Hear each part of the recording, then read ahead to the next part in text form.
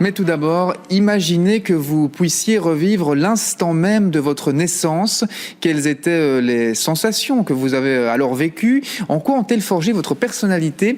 Ce sont les questions auxquelles la psychanalyse corporelle promet notamment de répondre. Objectif, mieux se connaître pour vivre mieux. C'est un document étonnant. Il est signé Pascal Bolekens. Ces stagiaires sont en pleine séance de psychanalyse corporelle. Ils vont en quelque sorte utiliser leur corps comme une machine à remonter le temps. Oui, continue.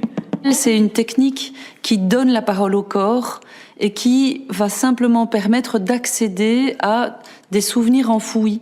Le corps ne peut rien inventer qu'il n'ait en mémoire. Il a tout engrangé depuis notre naissance.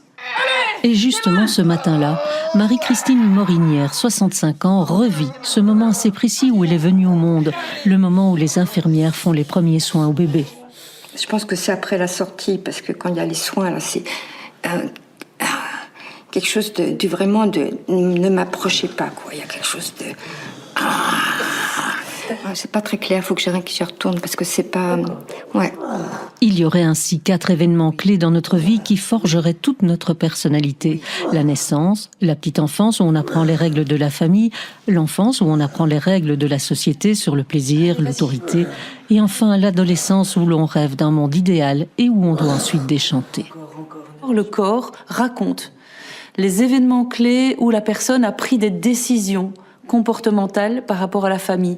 Pour être conforme aux lois de la famille, eh bien l'enfant renonce à toute une spontanéité pour rester dans le cadre familial. Ne lâche pas. Allez, ne lâche pas. Le point dans le dos, c'est comme un secret. D'accord. C'est comme un secret et ça me casse, quoi, ça me... Aujourd'hui, cette autre stagiaire qui ne veut pas être reconnue a presque 4 ans. Elle revit une scène de mariage, sans doute un traumatisme pour elle, mais qu'elle voulait absolument revivre.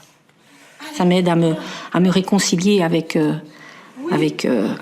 avec qui je suis au quotidien et avec qui j'ai parfois un comportement qui date de ce moment-là, quoi. Mais pas question ici de thérapie. Nous nous occupons vraiment de révéler notre construction pour mieux vivre, mais on ne s'occupe absolument pas de cas pathologiques. Alors, un bon moyen de se réconcilier avec soi-même, ceux que nous avons rencontrés en tout cas, semblaient convaincus.